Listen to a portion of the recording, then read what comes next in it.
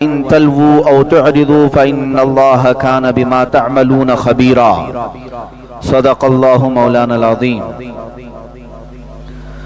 اے ایمان والو، جو دنیا کا انعام چاہے تو اللہ ہی کے پاس دنیا و آخرت دونوں کا انعام ہے اور اللہ ہی سنتا دیکھتا ہے۔ اے ایمان والو، انصاف پر خوب قائم ہو جاؤ، اللہ کے لیے گواہی دیتے رہو، اس میں تمہارا اپنا نقصان ہو یا ماں باپ کا یا رشتہ داروں کا۔ جس پر گواہی دو وہ غنی ہو یا فقیر ہو، بہرحال اللہ کو اس کا سب سے زیادہ اختیار ہے، تو خواہش کے پیچھے نہ جاؤ کہ حق سے الگ پڑ جاؤ، اور اگر تم ہیر پھیر کرو یا منہ پھیرو تو اللہ کو تمہارے کاموں کی خوب خبر ہے۔ یہ آیت کریمہ اور اس کا ترجمہ سب سے پہلے ہم کافی دنوں کے انقطاع کے بعد پھر سے تفسیر کا یہ سلسلہ شروع کیے ہیں، تو میں سلسلہ تفسیر کو آگے بڑھانے سے پہلے ایک مرتبہ چاہوں گا کہ سارے حاضرین و سامعین مل کر ایک بار سورہ فاتحہ کی تلاوت کریں۔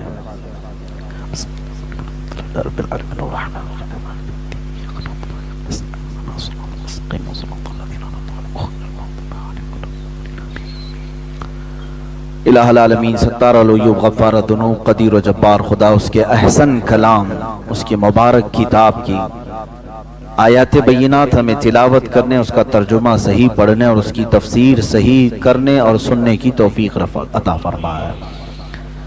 اللہ عز و جل ہمیں قرآن کے ساتھ زندہ رکھے اور قرآن ہی کے ساتھ قیامت کے دن حشر فرمائے۔ آج جیسے کہ اعلان ہوا تھا، تفسیر قرآن جب تک میں آپ کے مجمع میں حاضر ہوں کرنے کی کوشش کروں گا۔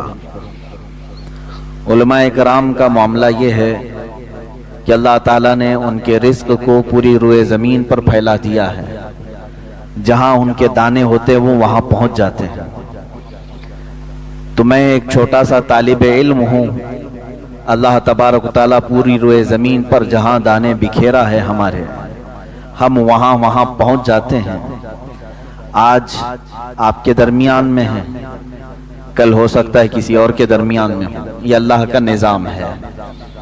بہرحال کوشش یہ کرتا ہوں کہ جب تک ہوں جہاں رہوں اللہ کے دین کا کام کروں، قرآن عظیم کے ساتھ رہوں، رسول کریم صلی اللہ تعالیٰ علیہ وسلم کے شریعت کا اتباع کروں، یہ کوشش رہتی ہے۔ اللہ اس پر ہمیں سب کو قائم رکھے۔ آج اعلان ہوا تھا کہ ذکر کی مجلس بھی ہے اور تفسیر بھی ہے۔ جس دن ذکر ہوتا ہے اس دن خصوصی تصوف پر ہمارا بیان بھی ہوتا ہے، لیکن آج ہم دونوں محفلوں کو ایک ساتھ جمع کرتے ہیں۔ اللہ تعالیٰ ذکر کی برکت سے ہماری تفسیر کا سلسلہ آگے بڑھائے اور تفسیر کی برکت سے اللہ ہمارے ذکر میں لذت عطا فرمائے۔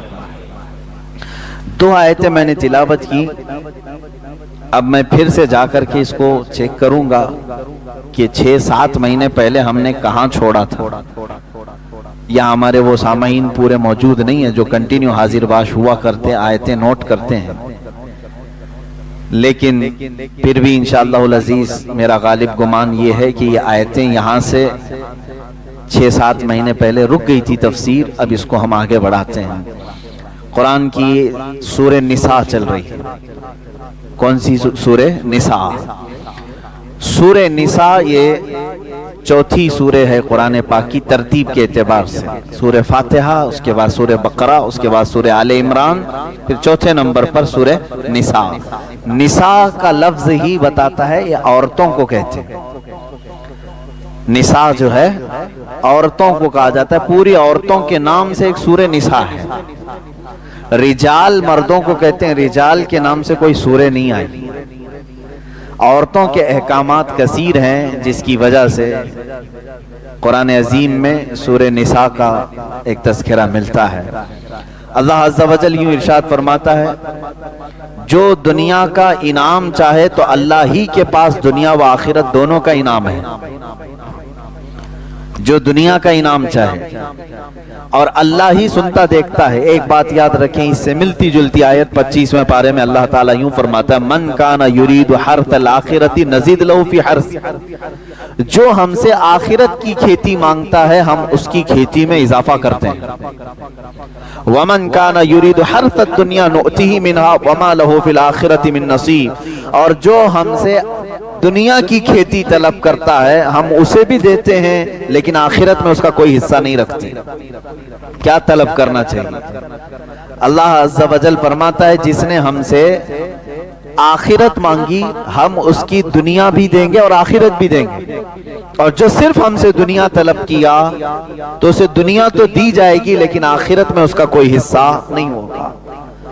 ہم عموماً دیکھتے ہیں مانگنے میں ہم سب سے زیادہ کیا چیزیں مانگتے ہیں؟ تقریباً سب دنیا ہی ہم مانگتے ہیں۔ جو چیزیں ہم مانگتے ہیں کبھی حساب کر کے دیکھیں، دنیاوی چیزیں ہم مانگتے ہیں، اور قرآن کی صاف بات ہے جو بھی دنیا مانگ رہا ہے اللہ تعالیٰ فرما رہا ہے میں اسے دوں گا لیکن آخرت میں اس کا حصہ نہیں رکھا جائے گا۔ صحیح طریقہ مانگنے کا تو اللہ تعالیٰ نے خود سکھایا ہے، ربنا آتنا فی الدنیا حسنہ وفی الآخرۃ حسنہ، اے ہمارے رب دنیا میں بھی ہمیں اچھائیاں عطا کر اور آخرت میں بھی اچھائیاں عطا کر۔ کبھی اونلی ون دنیا کی چیزیں طلب کرنا، صرف اور صرف دنیا طلب کرنا، تو یہ مسلمان کو اور مومن کو زیب نہیں دیتا۔ مثال کے طور پر ہم اپنے کاروبار کی بھلائیاں چاہتے ہیں، کون نہیں چاہتا؟ دعا کریں کہ دکان اچھی چل جائے، دنیا ہی تو مانگا۔ آپ کہتے ہیں میرا گھر اچھا بن جائے، دنیا ہی تو مانگا۔ آپ یہ کہتے ہیں میرے پیسوں میں برکت ہو جائے، دعا کریں، دنیا ہی تو مانگا۔ اولاد نہیں ہے، اولاد کی دعا کر دیں، اولاد دنیا ہے۔ اچھی بیوی مل جائے، دنیا ہے۔ جائیداد مل جائے، دنیا ہے۔ یہ ساری چیزیں دنیا ہیں میرے عزیزوں۔ میں یہ نہیں کہتا کہ صرف دنیا مانگنا ناجائز ہے، بلکہ مانگ سکتے ہیں آپ۔ خود میرے آقا صلی اللہ علیہ وسلم نے فرمایا خیر متاع الدنیا المرأة الصالحہ، دنیا کا سب سے بہترین سامان اگر کچھ ہے دنیا میں سے تو وہ نیک بیوی ہے۔ تم مانگ سکتے ہو دنیا میں، لیکن صرف دنیا کے اوپر ڈیپینڈ رہ جانا اور آخرت کبھی نہ طلب کرنا یہ احمق آدمی کی علامت ہے، بے وقوف ہے۔ وہ 4 دن کے لیے تو مانگ لیا اور لاکھوں کے سال کے لیے کچھ نہیں مانگا، جہاں اسے اتنی لمبے عرصے کی زندگی گزارنا ہے کہ جس کا اینڈ کوئی ہے ہی نہیں، آخرت۔ وہاں تو سورج بھی ختم ہو گیا، چاند بھی ختم ہو گیا۔ دن یہاں جو گنتے ہیں سورج کی وجہ سے گنتے ہیں، سورج ہی ختم ہو گئے، چاند ہی ختم ہو گئے، نہ دن ہو رہی ہے نہ رات۔ وہاں تو دنوں کا حساب بھی نہیں ہوگا، کتنے سال تک تمہیں رہنا ہے، اس کے لیے کبھی اتنا نہیں مانگا۔ یہ مختصر سی زندگی کے لیے مانگا جو آج ہے پتہ نہیں کل بھی چلی جا سکتی ہے۔ ہم نے تو دیکھا ہے کہ صبح بات کی ہیں اور شام میں ان کا لاشا قبرستان میں ملتا ہے، نہیں ہوتے؟ اچانک موتیں آئی، صبح ناشتہ کر کے نکلے ہوئے ہیں، شام میں ان کا جنازہ ان کے گھر سے نکلا ہوا ہے۔ کیا یہ حالات نہیں ہے؟ تو اس مختصر سی زندگی کے لیے ہم بہت مانگتے ہیں، دعا بھی کرتے ہیں۔ مانگو میرے عزیزوں، لیکن انصاف کا تقاضا یہ ہے کہ عقل رکھنے والا بندہ وہاں کی طلب کرتا ہے جہاں اسے زیادہ دن رہنا ہے، لمبا عرصہ۔ یہاں ایک حدیث میں یہ بھی سنا دوں آپ کو، اللہ کے حبیب صلی اللہ تعالی علیہ وسلم نے فرمایا، اس سے قبل بھی شاید میں نے بتایا ہوگا، 2 راستے ہیں۔ دوزخ کا راستہ بہت خوبصورت ہے، دوزخ کا راستہ بہت خوبصورت ہے، اور جنت کا راستہ کانٹوں بھرا ہوا ہے، تکلیف دہ ہے۔ دونوں کی یہ منزل، یعنی راستے میں بتا رہا ہوں، دوزخ اس کا راستہ بہت خوبصورت دکھتا ہے لیکن منزل بہت خراب ہے، اور جنت کا راستہ کانٹوں بھرا ہے لیکن منزل بہت حسین ہے۔ مرضی تمہاری، صرف اگر تمہیں راستہ ہی چاہیے تو دوزخ کے راستے پر چلتے ہوئے جاؤ گے، آج یا کل کٹ جائے گا راستہ، اور جب منزل پہنچو گے پھر آگ کے شعلے تمہارا استقبال کر رہے ہیں، اور وہ کتنے سال تک وہ بھی نہیں معلوم۔ ہاں، جنت کا راستہ کانٹوں بھرا تو ہے، تکلیفیں تو ہیں، نمازوں کی پابندیاں ہیں، حلال کھانا ہے، اور تمہیں شریعت اسلامیہ کے دائرے میں رہ کر کے عمل کرنا ہے۔ یہ سخت تو لگتا ہے، کٹھن تو ہے، لیکن جیسے ہی منزل آئے گی ساری تھکان اتر جائے گی، ساری پریشانیاں ختم ہو جائیں گی۔ جب جنت منزل مل جائے، اب آپ کے اوپر فیصلہ ہے، صرف راستہ تمہیں آرام کا چاہیے یا منزل اچھی چاہیے، یہ دیکھ کر کے چلو۔ اب اس کی مثال ایسی ہے کہ آپ کو میں دنیاوی طریقے سے ایک مثال بتاؤں۔ 1 کلومیٹر کا ایک راستہ ہے، 2 راستے یہاں پر بنے ہوئے ہیں، 1 کلومیٹر کے 2 روڈ ہیں۔ ایک روڈ کنکریوں سے بھرا ہوا ہے، لیکن جہاں یہ روڈ اینڈ ہوتا ہے، ختم ہوتا ہے، ایک بہت ہی حسین باغیچہ ہے جس میں پھل ہیں، ندی ہیں، بہت ٹھنڈی ہوائیں ہیں، لیکن راستہ پورا کنکریوں سے بھرا ہوا ہے، 1 کلومیٹر چلنا ہے۔ ایک دوسرا راستہ ہے، بہت ہی اچھا راستہ ہے، کوئی کنکری نہیں، کوئی کانٹے نہیں، اچھا لگ رہا ہے، لیکن جہاں یہ ختم ہوتا ہے منزل بہت بھیانک ہے، وہاں سڑی ہوئی بدبوئیں آ رہی ہیں، کانٹے بکھرے ہوئے ہیں اور لاشیں ہیں، بدبو بھری ہوئی ہے۔ مجھے بتاؤ عقل رکھنے والا کون سا راستہ اختیار کرے؟ وہ کنکریوں بھرا راستہ چننے والا عقل مند ہے، اس لیے کہ چلنا ہی تو ہے 1 کلومیٹر، اس کے بعد تو حسین باغیچہ میرا استقبال کر رہا ہے۔ اور بے وقوف وہ بندہ ہے جو صرف راستے کو دیکھا کہ یہ حسین لگ رہا ہے، آرام کا لگ رہا ہے، چل پڑا، لیکن منزل بہت ہی بھیانک پا لیا۔ سیم یہی مثال جنت اور دوزخ کی ہے۔ وہی اللہ تعالیٰ فرماتا ہے قرآن پاک میں، جس نے صرف ہم سے دنیا مانگی ہم اس کو دنیا دے دیں گے۔ کفار و مشرکین کو اللہ دنیا دیتا ہے، تمہیں بھی دے گا، لیکن آخرت میں تمہارا حصہ نہیں رکھا جائے گا۔ اور جس نے ہم سے آخرت مانگی، اللہ فرماتا ہے اسے دنیا میں برتنے کو بھی دیا جائے گا اور آخرت میں بھی دیا جائے گا، تو فائدے میں یہی رہیں گے۔ اسی لیے ہمیشہ ایک دعا یہ کرو، میں بہترین دعا آپ کو بتاتا ہوں جو اولیاء کاملین کی سب سے بڑی دعا تھی۔ کیا مانگنا چاہیے زندگی میں کیا مانگنا چاہیے؟ یعنی مانگنے کے لیے ہمارے پاس بہت ساری چیزیں ہیں، کیا مانگیں؟ ہم اپنے لیے گاڑیاں مانگیں، گھوڑے مانگیں، اولاد مانگیں، بیویاں مانگیں، بچے مانگیں، پراپرٹی، جائیداد، بادشاہ کا تخت، کیا چیز مانگنا چاہیں؟ اولیاء کاملین جو چیز مانگتے تھے وہ سب سے بڑی دعا یہ ہے، وہ یوں کہتے تھے کہ اے اللہ تو میرا ہو جا، بس تجھ سے تجھی کو مانگ کر مانگ لی ساری کائنات۔ اللہ رب العزت جس کا ہو جائے پھر بچا کیا؟ تو دعا ہمیشہ یہ کرو کہ اے اللہ تو میرا ہو جا، یعنی تو مجھ سے راضی ہو جا۔ اللہ رب العزت جس بندے سے راضی ہو جائے اسی کے متعلق تو کہا ہے شاعر نے، خودی کو کر بلند اتنا کہ ہر تقدیر سے پہلے خدا بندے سے خود پوچھے بتا تیری رضا کیا ہے۔ یہ وہ لوگ ہیں جن کے متعلق اللہ رب العزت اپنے خزانہ رحمت کو کھول دیتا ہے۔ قرآن میں ہے لہم ما یشاؤون فیہا، یہ وہ بندے ہیں جو چاہ لیں اللہ ان کے لیے رکھا ہے، جو وہ چاہ لیں اللہ ان کے لیے رکھا ہے۔ وَلَدَيْنَا مزید، اور اللہ فرماتا ہمارے پاس اس سے بھی زیادہ ہے جتنا وہ چاہتے ہیں۔ لیکن یہ اولیاء کاملین پوری زندگی اس طرح کی گزارتے رہ گئے کہ دنیا میں سے صرف اتنی چیزیں لی جتنا زندگی گزارنے کے لیے کافی تھی، باقی سب وہ مانگتے رہے اللہ ہی کو، مانگتے رہے اللہ ہی کو۔ ایک بہت ہی مقدس جماعت قیامت کے دن جنت میں جانے والوں کی 3 کیٹیگریز ہوں گی۔ جنت میں جانے والوں کی 3 جماعتیں بخشے جا چکے ہیں، حساب کتاب ہو چکا ہے، جنت کا فرمان آ چکا ہے۔ ایک جماعت ایسی ہوگی اللہ تعالیٰ ان سے فرماتا ہے اے میرے بندو تم پر جنت ہو گئی، تمہیں جنت میں بھیجا جا رہا ہے، تم عبادتوں میں پورے کمپلیٹ تھے، بتاؤ کیوں عبادت کرتے تھے، جنت تک کیسے پہنچ گئے؟ وہ کہتے ہیں اے اللہ ہمیں جنت کی نعمتیں جب سے ہم نے سنا تھا بڑا لگاؤ تھا کہ اس جنت میں جائیں۔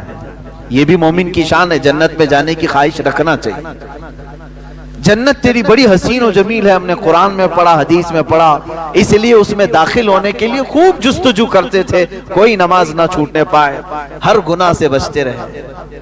اللہ تعالیٰ فرماتا ہے ٹھیک ہے، تم نے اچھا کیا اور تمہارے لیے جنت ہو گئی، جس کی طلب میں پوری زندگی محنت کرتے تھے وہ چیز تمہیں مل گئی۔ ایک جماعت گئی جنت میں، دوسری جماعت ہے، ان سے پوچھا رب تعالیٰ نے تم کیوں عبادت کرتے تھے؟ وہ کہتے مولا تیری دوزخ سے ڈر بہت لگتا تھا، ہم نے جب قرآن میں پڑھا یا حدیث سے سنا کہ دوزخ کے عذابات اتنے سخت ترین ہیں کہ اس کو بندہ نہیں سنبھال سکتا، تو ہمیں ڈر بہت لگتا تھا، اس ڈر کی وجہ سے ہم عبادتوں کی پابندی کرتے تھے اور کوئی گناہ ہونے نہیں دیتے تھے، نیکیاں کرتے رہے۔ اللہ تعالیٰ فرماتا ہے جاؤ میرے بندو، جہنم کے خوف سے تو تم عبادت گزار تو رہے، تمہارے لیے بھی جنت ہے۔ تیسری ایک جماعت تھی مخلصین کی جماعت، ان سے رب تعالیٰ فرماتا ہے تم کیوں عبادت کرتے تھے؟ تمہارے لیے بھی جنت کا پروانہ آج سنا دیا گیا، تم کیوں عبادت کرتے تھے؟ وہ کہتے ہیں اے مولا ہمیں نہ جنت کی خواہش تھی اور نہ ہمیں دوزخ کے متعلق کوئی فکر تھی، ہم تو صرف اس لیے عبادت کرتے تھے کہ تو ہم سے راضی ہو جا، ہم تجھ کو چاہتے تھے، تیرا فرمان تھا اور ہم اس پر عمل کرتے تھے، بس ہم جنت کی طلب میں یا دوزخ کے خوف سے نہیں، اے اللہ ہم خالص تیرے لیے کرتے تھے۔ رب تعالیٰ فرماتا ہے کہ اے بندو میں تم سے راضی ہو گیا، جاؤ جنت میں، لیکن وہ جنت میں نہیں جا رہے ہوں گے۔ ہائے کیسی جماعت ہوگی، جنت کا پروانہ سنا دیا گیا، وہ جنت میں نہیں جا رہے ہیں، وہ کہیں گے اے مولا اگر ہم جنت میں چلے گئے تو دوسرے ہم کو تانا ماریں گے کہ تم بھی جنت کے لیے ہی عبادت کرتے تھے، بولے کچھ اور ہو۔ رب تبارک و تعالیٰ فرماتا ہے میرے بندو میں تم سے راضی ہو گیا، تم میری رضا کے لیے کرتے تھے، میں راضی ہو گیا اور بدلے میں تمہیں جنت مل رہی ہے۔ وہ کہتے مولا بدلہ نہیں چاہیے، بس تو راضی ہو جا، بدلہ نہیں چاہیے، تو راضی ہو جا۔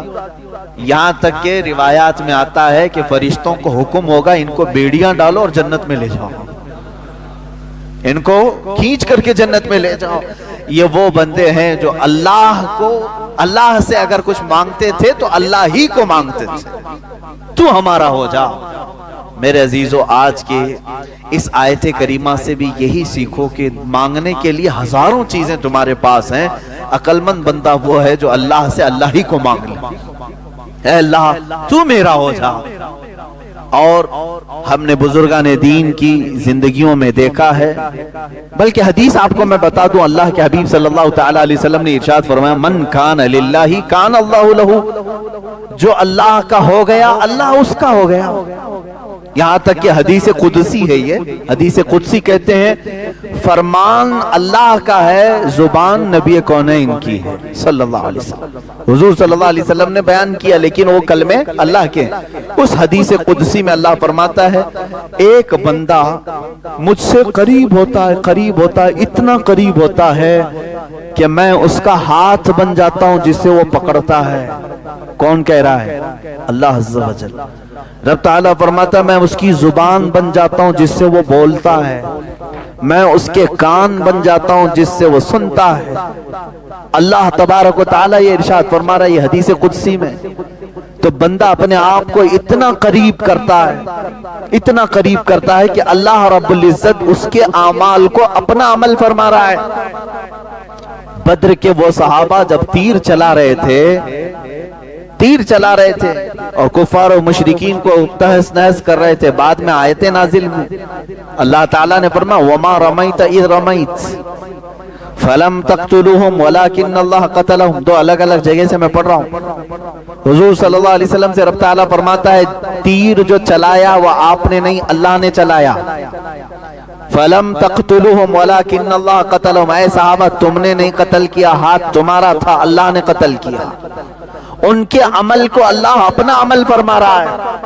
یہ وہ مقام ہے جس کی طلب ہر مسلمان کو ہونی چاہیے، ہر مومن کو ہونی چاہیے۔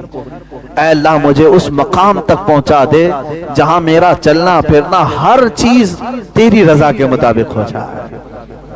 یہ کب ہوتا ہے؟ جب سچی طلب ہو اور قرآن پاک میں اللہ فرماتا ہے من کان یرجو لقاء اللہ، جو اللہ تبارک و تعالیٰ سے ملاقات کی امید رکھتا ہے، یقین رکھتا ہے، اسے چاہیے کہ وہ نیک اعمال میں لگ جائے. فَلْيَعْمَلْ عَمَلًا صَالِحًا وَلَا يُشْرِكْ بِعِبَادَةِ رَبِّهِ أَحَدًا.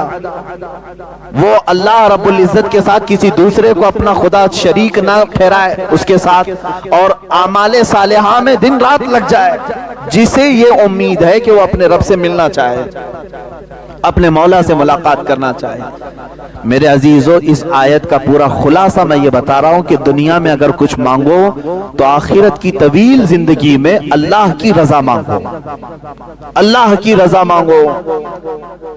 ایک بزرگ ہیں حضرت امام حسن بصری رضی اللہ تعالیٰ، بڑی پتے کی بات ہے، اور ایک روایت حضرت رابعہ بصریہ رضی اللہ تعالیٰ عنہ ملتی ہے. ایک صاحب آئے اور ان سے کہا کہ ہمارے لیے دعا کر دیں، غالباً حضرت رابعہ سے. کہا کیا دعا کروں؟ انہوں نے کہا کہ دعا کر دیں اللہ مجھ سے راضی ہو جائے. ابھی میں نے کہا نا، دعا تو یہی کرنا چاہیے، اللہ مجھ سے راضی ہو جائے.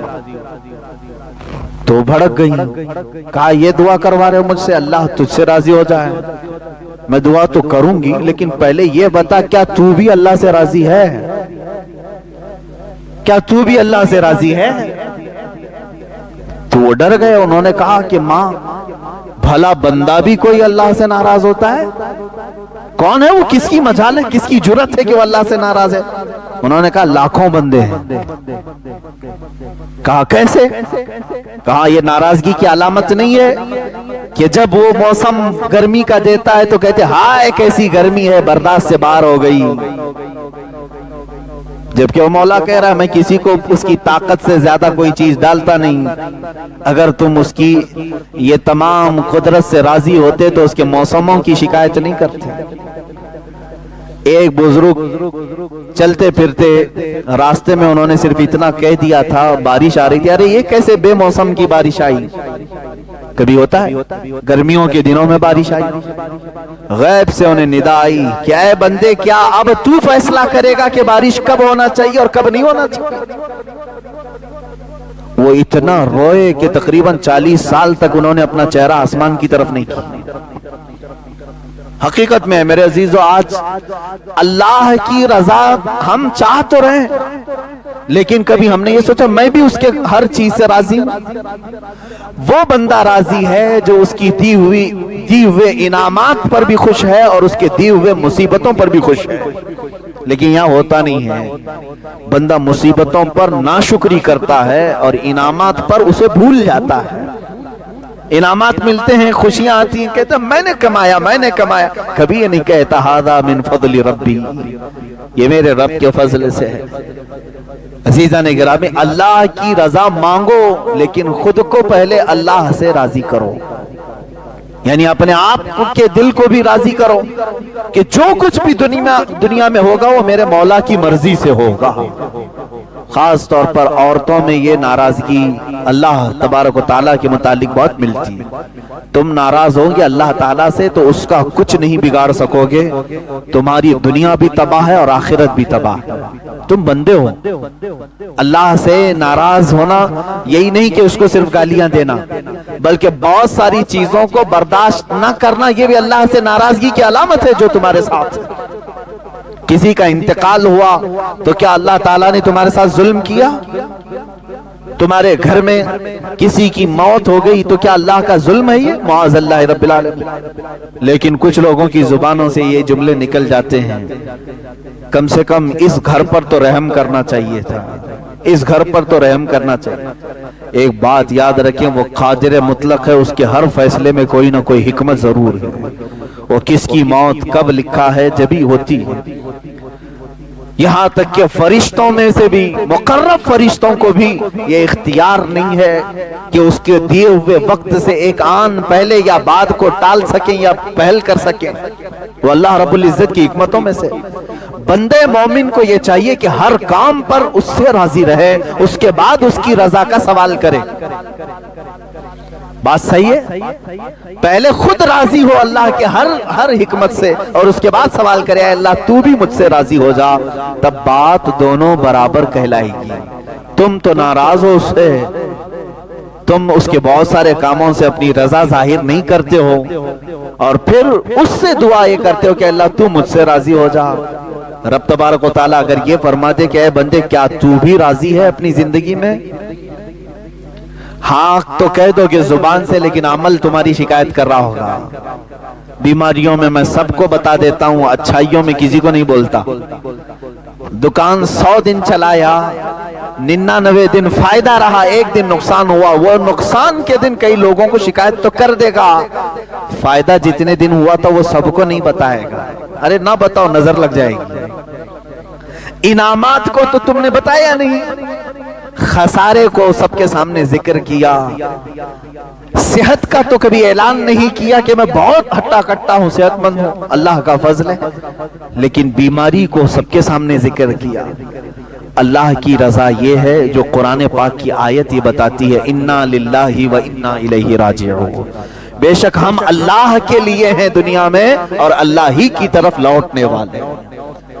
بیماری اس کی مرضی سے، صحت مندی اس کی مرضی سے، دولت اس کی مرضی سے، غربت اس کی مرضی سے، کرسی اس کی مرضی سے ملے، یہ تمام چیزوں پر ہماری رضا پہلے ہو، اور اس کے بعد ہم یہ سوال کریں اے اللہ تو بھی ہم سے راضی ہو جا۔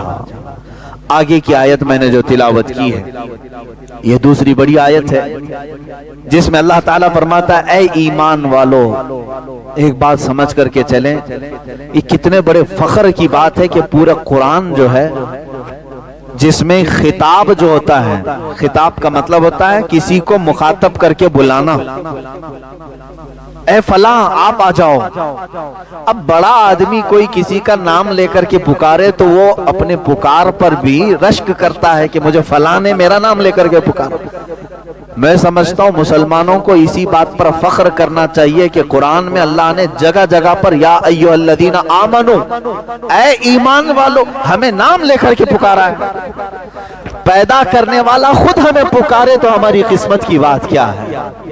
ایک ہی جگہ پر پورے قرآن میں کافروں کو پکارا گیا، باقی تقریباً یا ایھا الذین کفروا جو ایک جگہ ہے، اس کے علاوہ آپ سینکڑوں جگہ دیکھیں گے جہاں پر اللہ تعالیٰ نے ایمان والوں کو خطاب کیا۔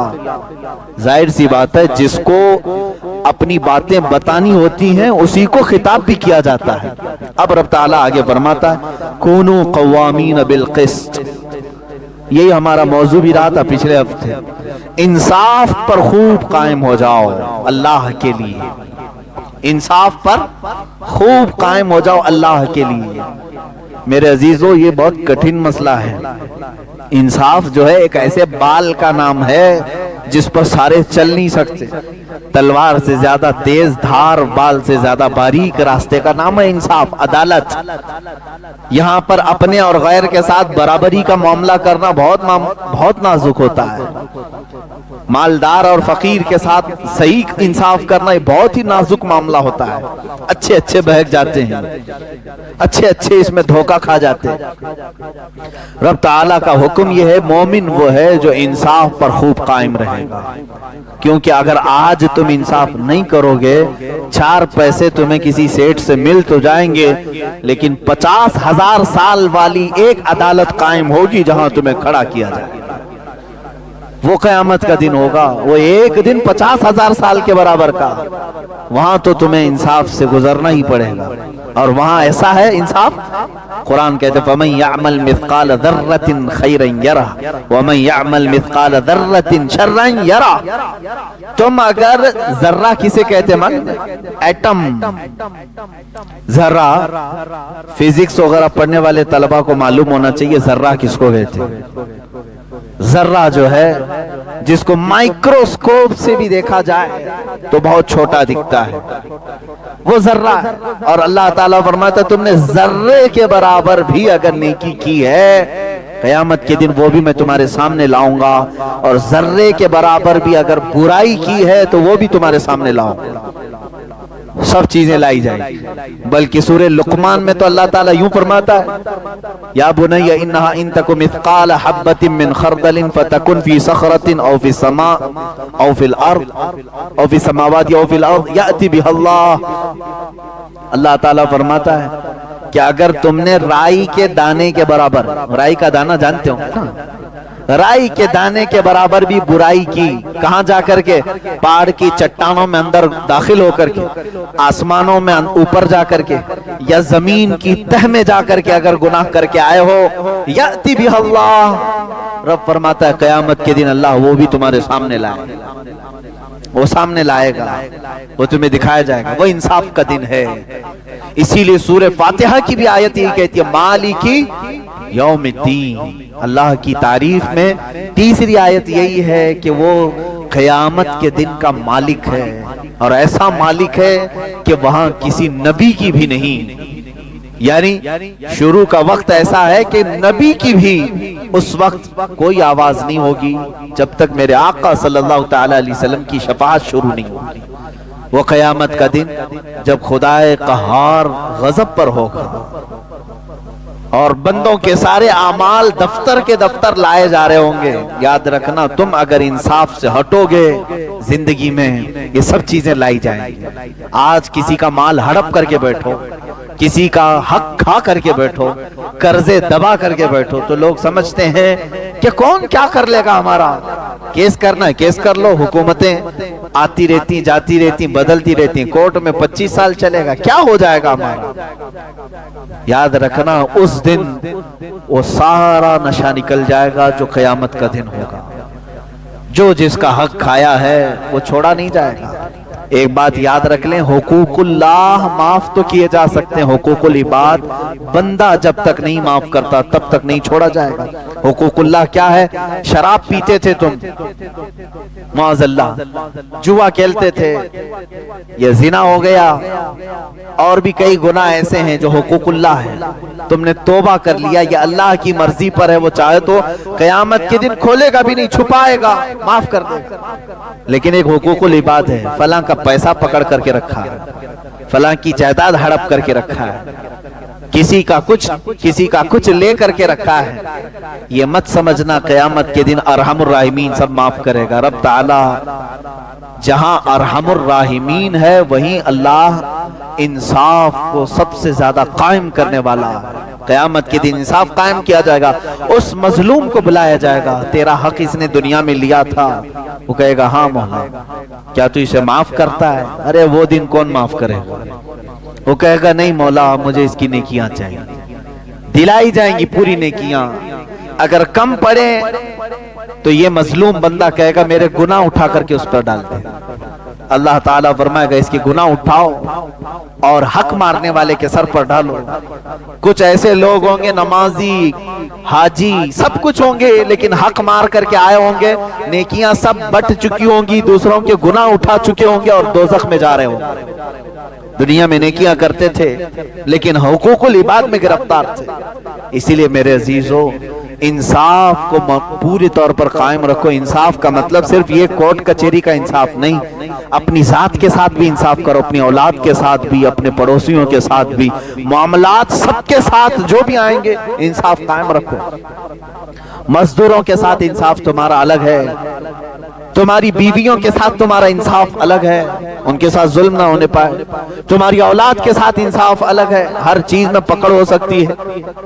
تم اپنی کمپنی چلا رہے ہو، مزدور میں کسی کی بھی ناحق تم نے تنخواہ کاٹ لی، کسی کو اس کی ڈیوٹی سے زیادہ کام لے لیا اور اس کو اس کی اجرت نہیں دی، اسی ایک نا انصافی کی وجہ سے قیامت میں تمہاری نیکیاں دینی پڑ جائیں گی۔ بیوی رکھا تھا اور اس کو کام کی مشین سمجھ کر کے سب کرواتا تھا، وہ ناراض تھی، اللہ نے جتنے حقوق اس کے بیان کیے وہ نہیں ادا کرتے تھے اور اس کے ساتھ زور زیادتی ہوتی تھی، تو یہ قیامت کے دن لایا جائے گا۔ ارے بیوی تو بیوی ہے، بیلوں کو جو مارے ہوں گے جانوروں کو ان کو بھی لایا جائے گا قیامت کے دن، وہ سینگ مار مار کر کے اپنا بدلہ لیں گے۔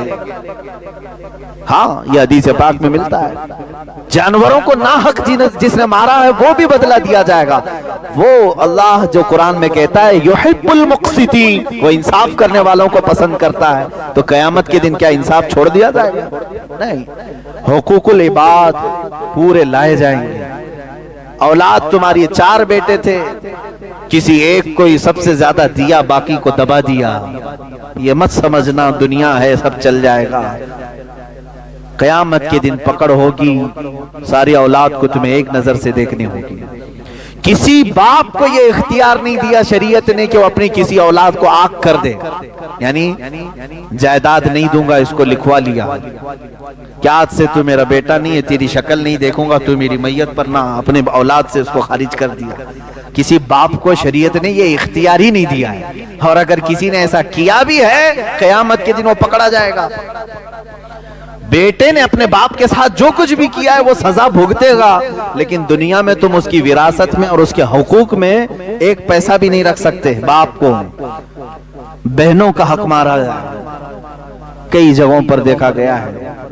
ان کی شادی بیاہ کے بعد بھائی کہتے ہیں ارے اس کی شادی میں بہت سارا خرچہ تو ہو گیا، اب ابا کی جائیداد میں ان کو نہیں دیں گے، حق مار کر کے بیٹھے ہوئے، نمازوں پہ نمازیں ہیں، اور اپنی سگی بہنوں کا حق مار کر کے حج پر جا رہے ہیں۔ یہ کیسا حج ہے؟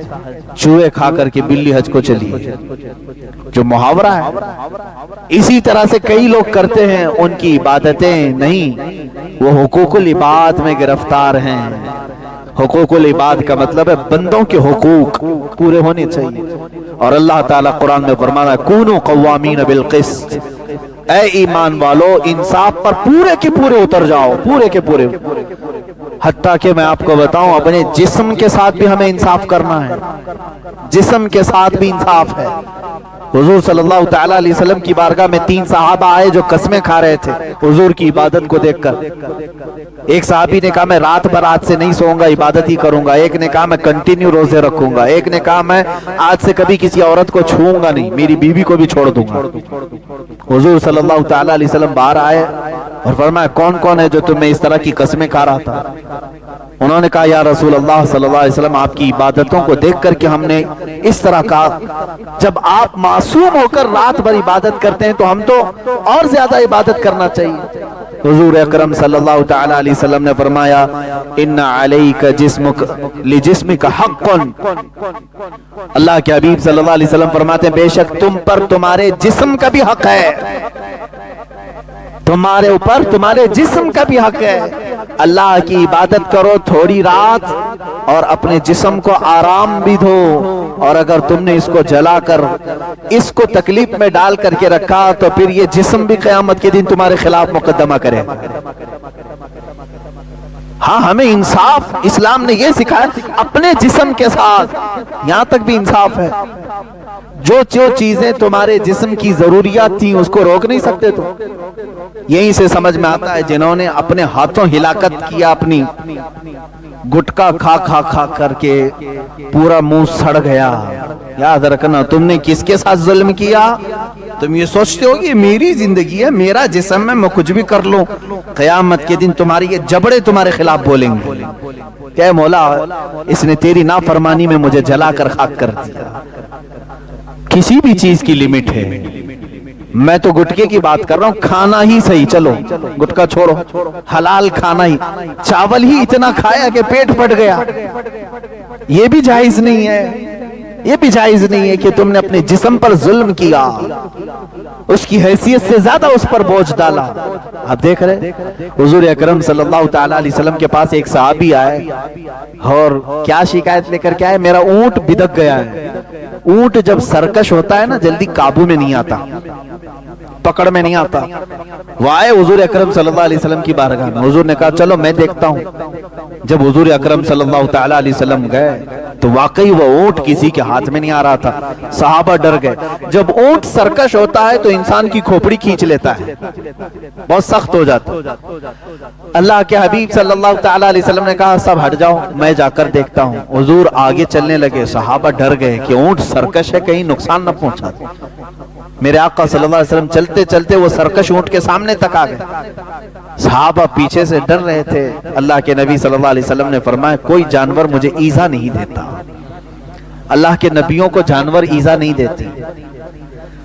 اب قریب آئے تو وہ اونٹ جو کسی کے ہاتھ میں نہیں آ رہا تھا میرے آقا صلی اللہ علیہ وسلم کے قدموں کے پاس اپنا سر جھکا دیا اور اپنا منہ چپڑ چپڑ چپڑ ہلاتے ہوئے حضور کے کانوں میں کچھ کہہ رہا ہے۔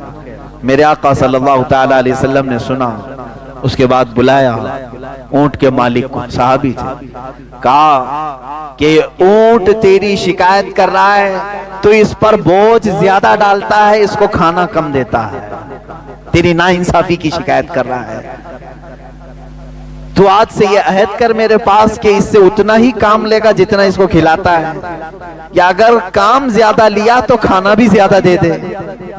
حضور اکرم صلی اللہ تعالی علیہ وسلم کا حکم ہوا تو انہوں نے اختیار کیا، قبول کیا، کہا کہ ہاں مجھ سے یہ خطا ہو گئی، میں اسے کم دیتا تھا اور کام زیادہ لیتا تھا، آج میں توبہ کرتا ہوں میرے آقا، میں انصاف پورا کروں گا۔ اتنا کہا اس صحابی نے، وہ اونٹ خود چل کر کے اس صحابی کے پاس گیا۔ اسلام تو انصاف جانوروں کے ساتھ بھی سکھایا ہے۔ میرے عزیزو، مومن وہ ہے جو انصاف کے ترازو پر پورا اترے۔ آپ کو یہ چاہیے کہ انصاف خالی کورٹ کچہری کی بات نہیں کر رہا ہوں، یہ تو بکی ہوئی چیزیں ہیں، یہاں کچھ بھی ہو سکتا ہے۔ تم خود اپنے جسم کے ساتھ، اپنی روح کے ساتھ انصاف کرنا سیکھو کہ میں عدل کروں اپنے جسم کے ساتھ، میری عبادتوں کے ساتھ، میرے رب کے ساتھ۔ اب ایک اور سب سے بڑی ناانصافی میں آپ کو بتاؤں، دنیا کی ایک مثال میں آپ کو بتاؤں۔ آپ صبح مجھے کھانا دیے، دوپہر میں کھانا دیے، رات میں کھانا دیے، پیسے بھی دیے، گھر بھی دیا، سب چیزیں دی۔ دوسرے دن آپ نے کہا کہ آئیے تھوڑا سا کام ہے، میں کہا نہیں آتا تمہارے پاس۔ آپ کیا کہیں گے؟ یہ بہت بڑا احسان فراموش آدمی ہے، اس کو اتنا کھلایا بھی، گھر بھی دیا، پیسے بھی دیا، آج ایک بار بلایا آیا نہیں، اس کو کیا کہیں گے؟ احسان فراموش۔ اللہ ہمیں احسان فراموش نہ بنائے۔ لیکن میرے عزیزو، اپنے اندر اتر کر کے سوچو، جو مولا تمہیں ماں کے پیٹ سے اب تک تمہاری تربیت اور پرورش فرما رہا ہے، تمہارے دنیا میں آنے سے پہلے ہی اس نے ماں کے سینے میں تمہارے لیے دودھ رکھ دیا تھا، تمہارا رزق پہلے اس نے بنایا تمہارے آنے سے پہلے۔ ہم تو اپنے گھر آنے والے مہمان کے گھر میں آنے کے بعد کھانا پکاتے ہیں، ہمارے پیدا ہونے سے 3 ماہ پہلے ہی جب ماں کا حمل 7ویں مہینے میں آتا ہے، دودھ بننا شروع ہو جاتا ہے۔ دنیا میں بچے کے آنے سے 3 مہینے پہلے دودھ کا پروسیس شروع ہو گیا۔ کیوں؟ نیا مہمان گھر دنیا میں آ رہا ہے، اس کے کھانے کا پہلے سے انتظام، جو ہمارے رزق کا 3 ماہ پہلے ہی انتظام کرتا ہے۔ اور پھر جوانی آ گئی، آج تک رب تبارک و تعالیٰ نے مفت میں اپنی کائنات کی سانسیں ہمیں عطا کی۔ اگر خرید کر کے تمہیں سانس لینا ہوتا، پر ڈے ایک سلنڈر جاتا، تمہارا کتنا خرچہ ہوتا پتا ہے؟ اس نے تمہیں مفت اپنی انعامات دیے، اور پھر اس نے آواز لگائی حی علی الصلاۃ، بندہ کہتا ہے میں نہیں آؤں گا۔ تم نے ناانصافی کی، کس کے ساتھ؟ اپنے پیدا کرنے والے کے ساتھ۔ حقیقت ہے یا نہیں؟ انصاف پر پورے قائم ہو جاؤ، اپنے ساتھ بھی اور اپنے مولا کے ساتھ بھی۔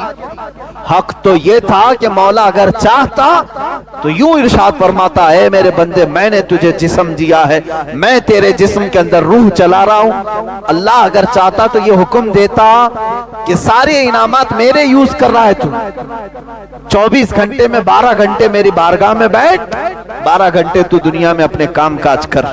نہیں، رب تعالیٰ کے احکام کو اگر دیکھو گے، 24 گھنٹوں میں سے اس نے جو تمہیں بلایا ہے اپنے دربار میں، وہ کل ملا کر کے 1 گھنٹہ ہوتا ہے۔ فجر، ظہر، عصر، مغرب، عشاء، ساری نمازوں کے ٹائم کو کاؤنٹ کر کے دیکھ لو، میرے خیال سے 1 گھنٹے کے آس پاس ساری نمازیں۔ 24 گھنٹوں میں سارے انعامات دینے والے نے 23 گھنٹے تمہیں دیے، اور 1 گھنٹے کی اللہ تبارک و تعالیٰ نے تمہیں فرمایا میری عبادت کرو۔ یہ کتنی بڑی ناانصافی خود ہم اپنے خالق کے ساتھ کر رہے ہیں۔ کیا ہم مومن ہیں؟ قرآن کا یہی حکم میں کافی ہے، میں نے پوری آیت تلاوت نہیں کی، صرف اتنی آیت کا اتنا حصہ۔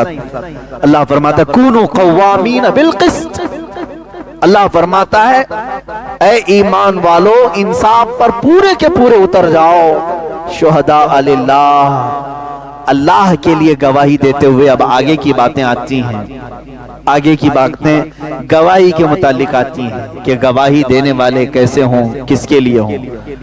اب یہاں پر گواہی کئی طریقے کی۔ گواہی کیا ہے؟ ظلم ہوتا ہوا دیکھا اور آپ گواہی دیں، یہ تو دنیاوی گواہی ہے۔ جانتے ہیں سب سے بڑی گواہی کیا ہے؟ سب سے بڑی گواہی یہ ہے کہ بندہ یہ کہے اللہ کے سوا کوئی معبود نہیں۔ ہم کہتے ہیں نا اشہد اللہ الہ الا اللہ، میں گواہی دیتا ہوں کہ اللہ کے سوا کوئی معبود نہیں۔ دوسری سب سے بڑی گواہی ہے کہ محمد صلی اللہ علیہ وسلم اللہ کے رسول۔ یہ دو ہی گواہی ایسی ہیں جو سب سے الگ ہیں، سب سے الگ ہے، اور یہی بارگاہ رب العزت میں قبول بھی ہیں۔ یہ دو گواہی کے اصول الگ ہیں میرے بھائی۔ آپ جانتے ہیں مرڈر ہو گیا، کورٹ میں کیس چلنے لگا، آپ وٹنس بن کر کے گئے، جج کیا پوچھے گا؟ کیا تو حادثے کے وقت وہاں موجود تھا؟ پوچھے گا کہ اور حادثہ ہوتے ہوئے تو نے دیکھا؟ اگر آپ کہو نہیں دیکھا بھی نہیں، میں تھا بھی نہیں، تو جج صاحب آپ سے کہیں گے پھر آیا کیوں گھر پہ بیٹھ؟ معاملہ تو یہی ہونا چاہیے، گواہی دینے کے لیے اس جگہ پر بھی ہونا چاہیے، اور آئی وٹنس جس کو کہتے ہیں آنکھوں سے دیکھا ہوا بھی ہونی چاہیے۔ لیکن دنیا کی دو گواہیاں ایسی ہیں جس میں یہ نہیں پوچھا جاتا۔ آپ کہہ رہے ہیں اللہ کے سوا کوئی معبود نہیں، آپ سے نہیں پوچھا جائے گا کیا تو نے اللہ کو دیکھا ہے؟ اب یہاں سے جو گواہی کے اصول ہیں وہ میں آپ کو بتاتا ہوں۔ آپ سے یہ پوچھا جائے گا، آپ سے یہ پوچھا جائے گا تم گواہی دیتے ہو اللہ کے سوا کوئی معبود نہیں، کیا تم نے دیکھا اللہ کو؟ کیا جواب دو گا؟ گواہی کے لیے ضروری کیا ہے؟ دیکھنا ضروری ہے۔ تم دیکھے نہیں اور گواہی دے رہے ہو؟ جانتے ہیں یہ سوال ہوگا اور جواب ہم کیا دیں گے جانتے ہیں؟ قیامت میں یہ امت مصطفیٰ گواہی دے گی ہم نے نہیں دیکھا، ہمارے رسول نے دیکھا، اور رسول کی گواہی پر ہم گواہی دے رہے ہیں۔ اللہ تبارک و تعالیٰ کی بارگاہ میں ہم کیا کہیں گے؟ ہم نے دیکھا تو نہیں، ہمارے رسول نے دیکھا۔ اب دیکھو اگر رسول کے معراج کے جو منکر ہیں وہ کیا کہیں گے؟ حضور کی معراج کے کچھ لوگ منکر ہیں، انہوں نے اللہ کو دیکھا ہی نہیں۔ میاں جب انہوں نے بھی نہیں دیکھا، کسی نے بھی نہیں دیکھا، تو گواہی کس بات کی دو گے؟ یہ قرآن میں دوسرا پارہ جہاں سے شروع ہوتا ہے وہیں پر اللہ تعالیٰ نے جو آیتیں بیان فرمائیں تفسیر پڑھ کے دیکھ لیں، امت یہ کہے گی مولا ہم نے نہیں دیکھا، ہمارے رسول نے دیکھا، ہمارے رسول نے دیکھا۔ بس اسی بات پر تمہاری گواہی قبول ہو جائے گی، کیونکہ اللہ کو معلوم ہے ما زاغ البصر وما طغى، یہ رسول نے تو ایسے دیکھا ہے مولا کو کہ ان کی پلک بھی نہیں جھپکتی تھی۔ پوری ذات خداوندی کو معراج کی شب ایسے دیکھا ہے۔ اسی لیے ہماری جو گواہی قبول ہوگی وہ مصطفیٰ کریم صلی اللہ علیہ وسلم کی گواہی سے۔ کس کو دیکھا یہ موسیٰ سے پوچھے کوئی، آنکھ والوں کی ہمت پہ لاکھوں سلام۔ آیت کریمہ اسی گواہی کے متعلق جو دنیاوی گواہی ہے وہ میں کل کی تفسیر میں عرض کروں گا۔ آج چونکہ ذکر کی مجلس ہے میرے عزیزوں، میں نے تفسیر کی ابتدا کرنی تھی، اس لیے میں نے دو آیتیں برکت کے لیے تلاوت کی ہیں۔ آج کی یہ محفل جو ہے ذکر اللہ کی ہے، آپ سب کو معلوم ہے۔